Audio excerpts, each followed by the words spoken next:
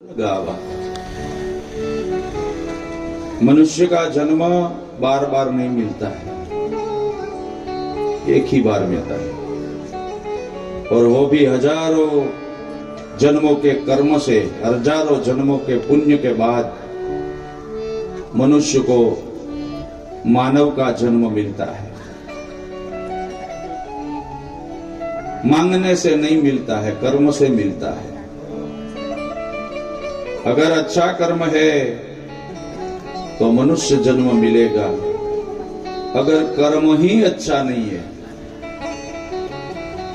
तो मनुष्य जन्म लेने की प्रतीक्षा करना भी व्यर्थ है।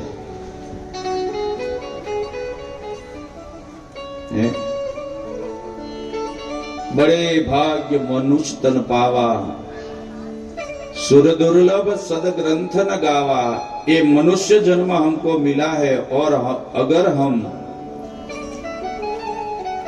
हमारी पूरी आयु दूसरे क्षेत्र में इसका व्यर्थ उपयोग कर दे और भगवान की प्राप्ति के लिए हम कोई प्रयत्न ही न करें, तो हमारे जैसा मूर्ख दुनिया में कौन है।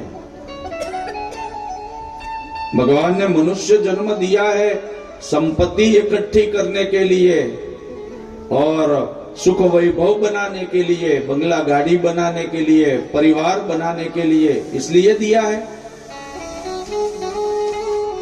ये तो सब होता ही है, करना ही पड़ता है, जिम्मेदारी है हमारी,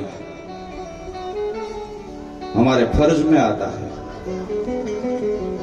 लेकिन मनुष्य जन्म भगवान ने मानव को इसलिए बनाया है कि मनुष्य योनि में जाके वो अपने खुद का कल्याण कर सके, खुद के आत्मा को वो मोक्ष दिला सके।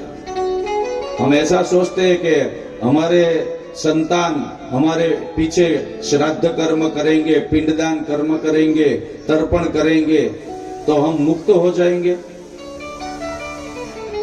हमारे संतान हमारे पीछे हमारा सत्कर्म करेंगे तो हमारी जीवात्मा को मुक्ति होगी, ऐसा आप सोचते हैं। तो मेरे भाई बहन, ऐसा लिखा है कि खुद का कर्म, खुद का मोक्ष खुद को ही करना पड़ता है। दूसरे हमारे पीछे कितने भी सत्कर्म करेंगे, लेकिन इसके सत्कर्म का फल इसको मिलेगा। हम जो कर्म करेंगे इसका फल हमको मिलेगा।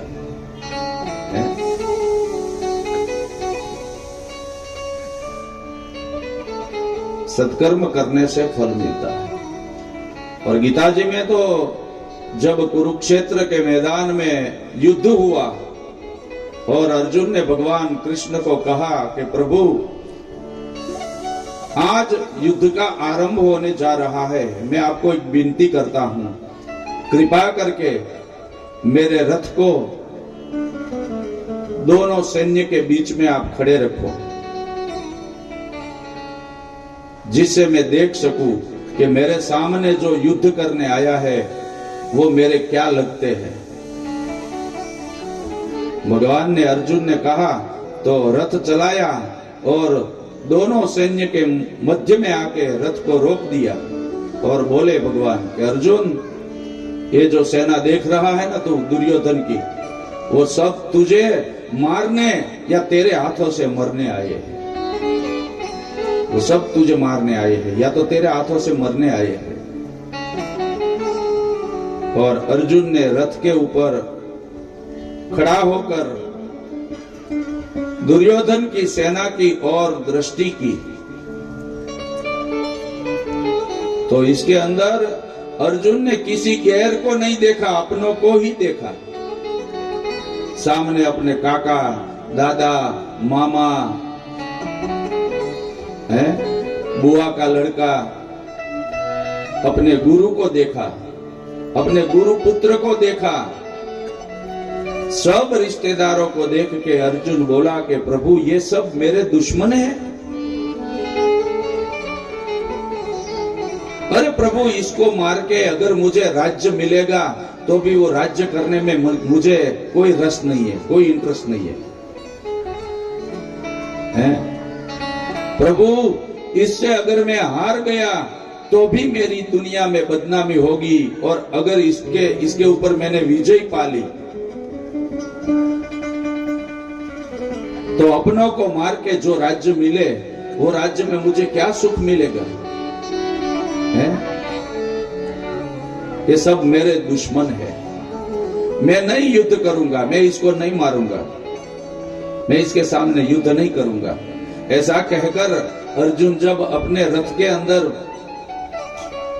पिछली सीट पे जाके बैठ गया, तब भगवान नीचे उतर के अर्जुन को बोलते हैं, अर्जुन तुझे तो सिर्फ निमित्त बनना है? इसको मारने का तुझे सिर्फ निमित्त बनना है, बाकी वो सब मरे चुके हुए, मर गए हैं सब, कोई जिंदा नहीं। और अर्जुन तू ऐसा समझता है कि ये मेरा दुश्मन है और ये मेरा हितेच्छु है, ऐसा समझता है? ये मेरा मित्र है और ये मेरा दुश्मन है। तो सुन ले अर्जुन, इस दुनिया में कोई किसी का मित्र नहीं है और कोई किसी का शत्रु नहीं है? ये सूत्र अगर आपके और मेरे हृदय में बैठ जाए ना, तो किसी के साथ हमारा वैर भाव नहीं रहेगा। सिर्फ एक सूत्र आपको याद रखने की जरूरत है। हम बोलते हैं ना, ये मेरा दुश्मन है, ये मेरा मित्र है। भगवान ने गीता जी में अर्जुन को कहा है कि अर्जुन, मानव की योनि में जो भी मनुष्य जन्मा है उसका कोई शत्रु नहीं है, कोई मित्र नहीं है। अर्जुन, तू खुद अपना शत्रु है और तू खुद अपना मित्र है। अर्जुन को भगवान ने बहुत अच्छा समझाया। मनुष्य खुद ही अपना शत्रु है और खुद ही अपना मित्र है। तब अर्जुन ने भगवान को प्रश्न किया कि प्रभु, मैं ही मेरा शत्रु और मैं ही मेरा मित्र, वो कैसे बन सकता हूं? मुझे समझाइए, ये मेरी बुद्धि के परे है, मैं इसमें नहीं समझ सकता, आप मुझे समझाइए। तब भगवान ने बहुत अच्छा इसका अर्थ बताया है, स्पष्टता की है कि अर्जुन सुन ले, तू ही तेरा शत्रु कैसे और तू ही तेरा मित्र कैसे? तो भगवान ने कहा कि अर्जुन, तुझे मनुष्य जन्म मिला है प्रभु की प्राप्ति करने के लिए, ईश्वर की प्राप्ति करने के लिए। मनुष्य को मानव जन्म, मानव शरीर मिलता है तो धन संपत्ति इकट्ठी करने के लिए नहीं, संसार बनाने के लिए नहीं, रिश्ता निभाने के लिए नहीं, वो तो करना ही पड़ता है, लेकिन अपने जीव का उद्धार करने के लिए, परमात्मा की प्राप्ति करने के लिए उसको मनुष्य का अवतार मिलता है। और ये मनुष्य जन्म तुझे जो मिला है ईश्वर की प्राप्ति करने के लिए, अगर तू ऐसा प्रयत्न करेगा जन्म से लेकर जब तक तेरी मौत हो तब तक ऐसा प्रयत्न करेगा, ऐसा सत्कर्म करेगा, शुभ कर्म करेगा, तेरा मोक्ष हो जाए, तेरे आत्मा को मोक्ष मिल जाए, ऐसा कर्म करेगा तो तू तेरा मित्र है। तुझे कोई नहीं छुड़ा सकता, तेरी आत्मा को तुझे ही छुड़ाना है, तुझे ही छुड़ाना है। और अर्जुन, तू ही तेरा शत्रु है। तू ऐसा कर्म करेगा कि जिससे तेरे शरीर में से जब आत्मा निकले तो उसको नरक में जाना पड़े, ऐसा अगर कर्म करेगा तो तू ही तेरा बड़ा शत्रु है? हम कैसा जीते हैं वो हमारे ऊपर डिपेंड है। अगर हमको ईश्वर तक पहुंचना है, हमारे आत्मा की शांति लेनी है, हमारे आत्मा का मोक्ष हो जाए, ऐसा कर्म करेंगे हम, तो हम ही हमारे मित्र हैं। और हमारी आत्मा की दुर्गति हो जाए, इसको नरक में जाना पड़े, ऐसा जीवन जिएंगे तो हम ही हमारे शत्रु हैं। इससे बहुत बड़ा शत्रु कोई नहीं हो सकता। आत्मा का कल्याण, खुद के आत्मा का कल्याण खुद को ही करना पड़ता है। हमारे पीछे दूसरे भागवत कथा करेंगे और हम मुक्त हो जाएंगे, ऐसा मानते हो आप? हम ऐसा बोलते हैं ना कि हमने तो हमारे पितरों के पीछे कथा की। कोई दादाजी आए, बोले कि तुम्हारे घर में पितृ दोष है, भागवत कथा कर लो। तो फिर मेरी तो इच्छा नहीं थी, लेकिन घर के अंदर थोड़ा अशांति जैसा है और पंडित जी ने बोला है तो हम कथा कर देते हैं, हमारे पितरों की मुक्ति हो जाए। वो खुद को मुक्त ही मानता है कि मैं तो मुक्त ही हूं। नहीं, हम खुद बंधे हुए हैं इस संसार की डोरी से। राम का नाम नहीं लेंगे, प्रभु का स्मरण नहीं करेंगे, ईश्वर का भजन नहीं करेंगे, सत्संग नहीं करेंगे, कथा नहीं सुनेंगे, गीता जी का पाठ नहीं करेंगे, सत्कर्म नहीं करेंगे, दुराचारी ही जीवन जिएंगे तो हम नरक में जाएंगे हैं? और भगवान जब ये देह छोड़ के आत्मा जब ऊपर जाती है ना, तब भगवान पूछते हैं, मैंने तुझे मनुष्य का जन्म दिया था तो मनुष्य योनि में रहकर तूने अच्छे कर्म कितने किए और बुरे कितने किए, आपके कर्म का हिसाब दे। और तब हमने अगर कुछ किया होता तो हम भगवान के सामने सीना तान के जा सकते हैं कि हमने किया है? नहीं किया हो तो 10 बार पूछेंगे तो भी इसके सामने नजर उठा के नहीं देख सकेंगे, वहां जवाब देना पड़ता है। ये मनुष्य जन्म बार बार नहीं मिलता है, मांड मिलता है। मांड हमारे काठियावाड़ी कहेवत है, मांड मळे। मांड એટલે बहुत प्रतीक्षा करो, बहुत प्रतीक्षा करने के बाद अगर हमको मिल जाए ना, तो हिंदी में वो बोलते हैं कि महा मुसीबत से मिला। हिंदी में इसको बोलते हैं कि बहुत मेहनत की, नहीं मिलने वाला था लेकिन महा मुसीबत से मिला है। और काठियावाड़ी में मांड મળે છે, मांड है भजन में के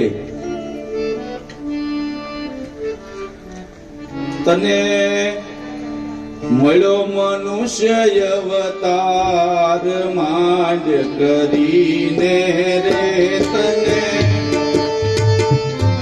ઉતાર માંડ કરીને રે, મજા નહીં ભગવાન ભાવ ધરીને રે, મજા નહીં ભગવાન હેત ધરીને રે, ખાસ જમના માર પેટ ભરીને રે, પછી ખાસ જમના માર પેટ ભરીને રે, માટે રામ નામ સંભાળ।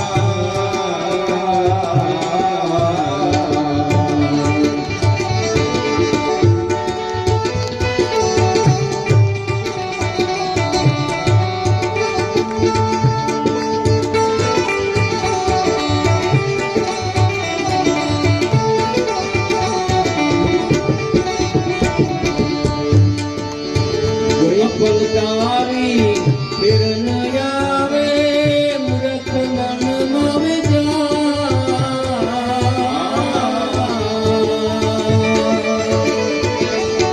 ગઈ પલ પાછી ફરી નહીં આવે, ફરી પાછી આની આ પલ નહીં આવે, આ ઘડી તમને પાછી ભગવાન નહીં આપે। ગઈ પલ પાછી ફરી નહીં આવે, મૂર્ખ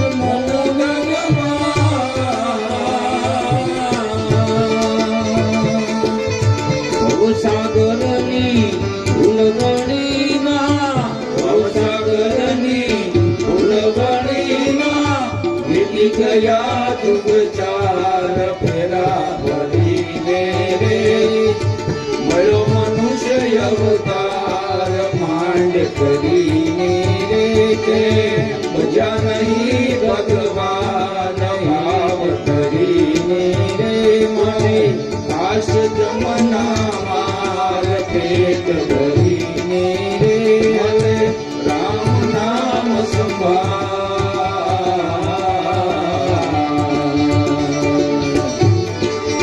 गई पल पाछी फरी नहीं आवे, जो समय चला गया है वो वापिस नहीं आएगा आपके हाथ में। मूर्ख मूढ़ गमार, मनुष्य को मूर्ख भी बोले हैं, मूढ़ भी बोले हैं और गमार बोला है। जो भगवान की भक्ति नहीं करता है ना, वो मूढ़ भी है, मूर्ख भी है और गंवार भी है। हाँ,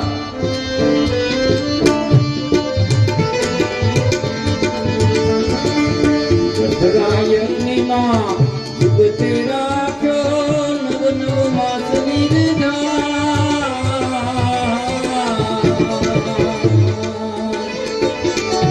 ગજરાગની માં જુગતે રાખ્યો નવ માસ નિર્ધાર એ જુગતી કીધી નહીં અલબેલાની જુગતી કીધી નહીં અલબેલાની પાય ધર્યો યવદાર પાયમાં મોઈને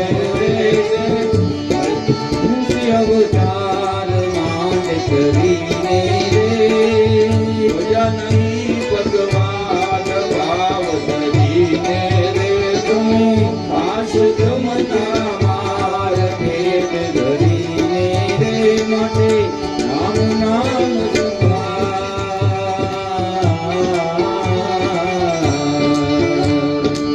द्रग द्रग नहीं तेज। जब हमारे जीवन में, हमारे शरीर में जब शक्ति होती है तब कुछ नहीं करेंगे, ऐसा सोचेंगे कि 50 साल 60 साल तक मेहनत कर लो, भगवान की पूजा भक्ति बाद में करेंगे, हैं? जब वृद्ध हो जाएंगे ना, बूढ़े हो जाएंगे ना, तब भक्ति करेंगे, अभी तो सब कुछ। तो बाप बूढ़े होने के बाद कुछ नहीं होता है?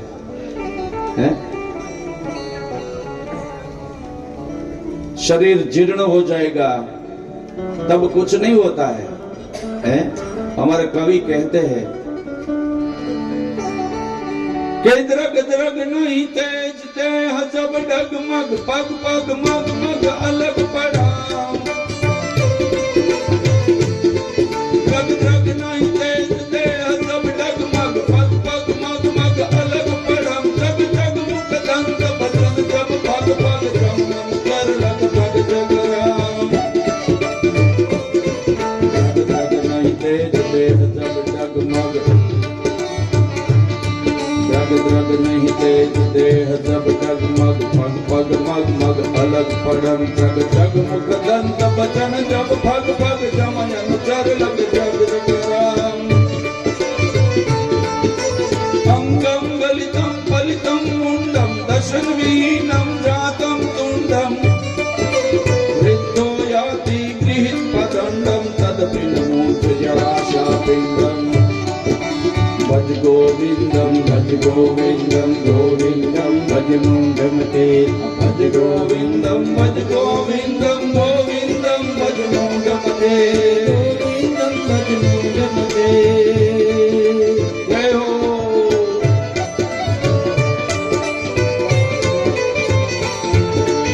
द्रग द्रग नहीं तेज। જ્યારે યુવાન હોઈએ, યુવાન અને આંખે બરાબર બધું દેખાતું હોય,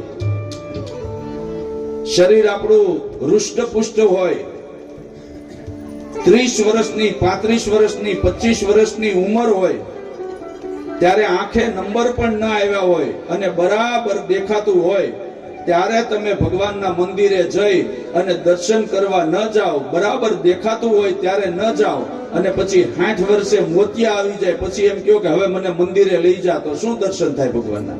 થાય? દ્રગ દ્રગ નહીં તેજ, એક દ્રગ નહીં, દ્રગ દ્રગ બંને. કવિએ બહુ સારું લખ્યું છે. દ્રગ દ્રગ નહીં તેજ દેહ જબ ડગમગ. જ્યારે તું દોડી શકતો તો, 40 વર્ષની ઉંમરે તું દોડી શકતો તો, હે, અને જ્યારે તારામાં શક્તિ હતી હાલવાની, ચાલવાની, દોડવાની, ત્યારે તું ભગવાનના મંદિરના પગથિયા ન ચડ્યો અને લકવો લાગી જાય શરીરમાં, પક્ષઘાત થાય 70-75 વર્ષે અને લાકડીના ટેકા વગર ન ચાલતો હોય, ત્યારે એમ કે હવે મને મંદિરના પગથિયા ચડાવો, તો ચડાવે કોઈ?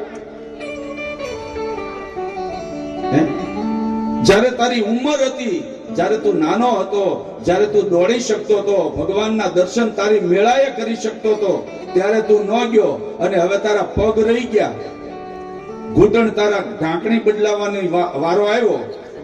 ઊભો થાતોય ટેકો દીધા વગર નથી થઈ શકતો, બેસતોય ટેકા વગર બેસી નથી શકતો, ચાલવાનું હોય તો લાકડીના ટેકા વગર નથી ચાલી શકતો. અને ત્યારે એમ કે હવે મને મંદિરે લઈ જાવ, તો છોકરા એમ કે જઈ આવો તમારી હાથે. હે? અને પછી એક હાથે એક શરીરની અંદર પક્ષઘાત થઈ જાય, ડાબુ અંગ આખું રહી જાય. અને પછી છોકરાને એમ કે મારે મંદિરે જવું છે, 5 રૂપિયા આપ. તો છોકરો ના ન પાડે, હો, નહીં આપું એમ ન કે. છોકરો 5 રૂપિયા આપે અને બાપાએ જે લેંઘો પહેર્યો હોય ને એના ડાબી બાજુના ખીચામાં નાખે. જે હાથ ઊંચો ન થતો હોય ને ઈ ખીચામાં નાખે. અને પેલો ટેકે ટેકે ટેકે ટેકે મંદિરે જાય અને બિચારો બેસીને મંદિરના પગથિયા ચડે અને અંદર જઈને ભગવાનને એક હાથે દર્શન, બીજો હાથ તો ઊંચો કરી શકે નહીં, એક હાથે દર્શન કરે. અને પછી 5 રૂપિયા મૂકવા તો ઘણા, પણ ખીચામાં હાથ જાય તો મૂકે ને. છોકરાને ખબર છે કે આ ભલે લઈ જાય પણ ઈ નહીં, પાછા આવશે ઘરમાં. હે? આવી પરિસ્થિતિ આવે ત્યારે આપણે એમ કહીએ કે મંદિરે લઈ જાઓ, ત્યારે જઈ શકીએ. જવું હોય તો 40 વર્ષની ઉંમરે દોડીને 35 વર્ષની ઉંમરે જઈ શકાય. હે? દ્રગ દ્રગ નહીં તેજ, દેહ જબ ડગમગ, પગ પગ મગ મગ અલગ પડમ. લાકડીના ટેકાથી ચાલતો, પહેલા સીધો ચાલી શકતો હોય લાકડીના ટેકા વગર, પણ પછી શરીર એટલું ધ્રુજતું હોય ને કે જમણો પગ જ્યાં મૂકવાનો હોય ને, જ્યાં મૂકવાનો હોય ત્યાં ન પડે, બીજે પડે, બાજુમાં મુકાઈ જાય. આમ ડગમગ ડગમગ ચાલતો હોય. હે? પગ પગ મગ મગ અલગ પડમ અને ચગ ચગ મુખ દંત. તારા મોઢામાં 32 દાંત હતા અને બરાબર તારો શબ્દનું ઉચ્ચારણ થતું હતું, તું બરાબર બોલી શકતો હતો. ત્યારે તે ગીતાજીનો અધ્યાય વાંચ્યો નહીં, ત્યારે તે ભાગવતનો કાંડ લીધો નહીં, ત્યારે તે રામાયણની ચોપાઈ વાંચી નહીં, અને મોઢામાંથી દાંત નીકળી જાય, બોલવું હોય કાંઈક ને બોલાઈ જાય કાંઈક, શબ્દ ફગી જતો હોય, ત્યારે તું મને એમ કે હવે મને ગીતાજી આપો, હું વાંચવાનો છું. હે? ફ બોલવાનું હોય તો મ બોલાઈ જાય, મ બોલવાનું હોય તો ત બોલાઈ જાય. ત્યારે ગીતાજીનો પાઠ થાય ન થાય. એ તો યુવાનીમાં કરો તો જ. હે? યુવાનીમાં કરો તો જ.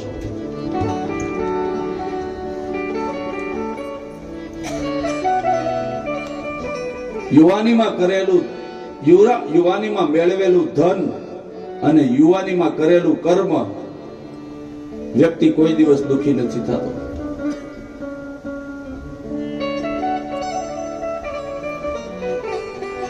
સુકાણા મોલ સૃષ્ટિના, પછી વૃષ્ટિ થયાથી શું? ખેતરમાં વાવી દીધું હોય, હે, અને 4-5 દિવસમાં એ છોડ મોટો થવાનો હોય અને પછી વરસાદ જ ન થાય ને 2 મહિના થાય અને આખું આપણી ખેતરની અંદર મોલ જે વાવેલો છે એ સુકાઈ જાય, પછી ગમે એટલો વરસાદ થાય તો શું કામના? હે? ફસલ સુકાઈ ગયા પછી વરસાદ થાય તો એ શું કામનું? સુકાણા મોલ સૃષ્ટિના, પછી વૃષ્ટિ થયાથી શું? ગજબ હાથે ગુજારીને પછી કાશી ગયાથી શું? અને મળી દુનિયામાં બદનામી, પછી નાસી ગયાથી શું? દુનિયામાં બદનામ થઈ જઈએ પછી ઘર મૂકીને જતા રહીએ કે ન જતા રહીએ, શું ફાયદો? એ તો યુવાનીમાં થાય.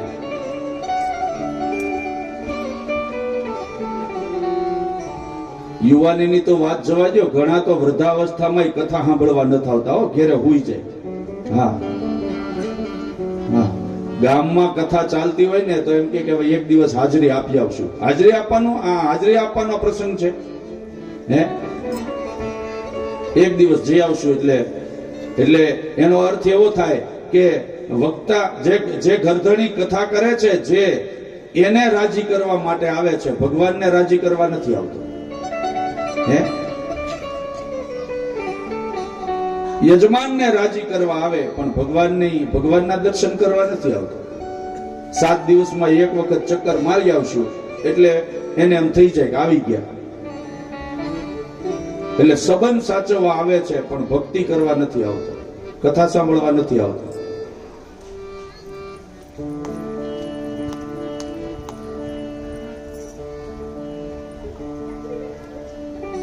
તુલસીદાસે લખ્યું છે, સકલ પદાર્થ હે જગ માહી, ભાગ્ય વિના નર પાવત નાહી. સકલ પદાર્થ હે જગ માહી, ભાગ્ય વિના નરે પાવત નાહી. સકલ પદાર્થ હે જગ માહી, સકલ પદાર્થ હે જગ માહી. સકલ પદાર્થ હે જગ માહી, સકલ પદાર્થ હે જગ માહી. ભાગ્ય વિના નર પાવત નાહી, ભાગ્ય વિના નર પાવત નાહી. સકલ પદાર્થ હે જગ માહી, ભાગ્ય વિના નરે પાવત નાહી. એ તો આમાં હોય તો જ મળે, નસીબમાં હોય એને જ સાંભળવાનું મળે.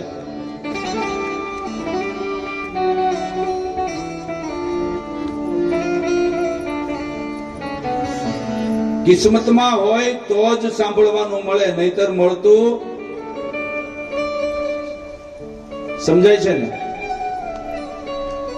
કે નહીં?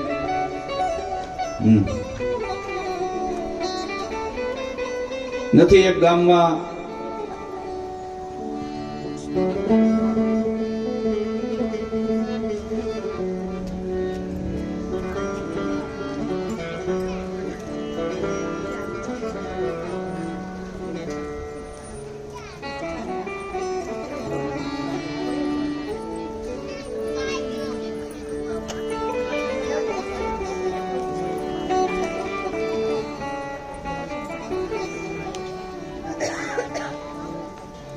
કૃષ્ણ કનૈયા લાલ કી.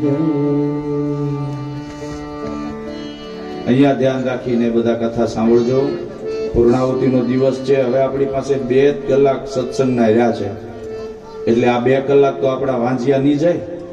હે કાલથી તો જોઈએ છીએ. હવે મેં તમને 2 દિવસ પહેલા કીધું કે ઘી વગરનું ભોજન કરીએ તો વાંજિયું કહેવાય, અને સત્સંગ વગરનો દિવસ જાય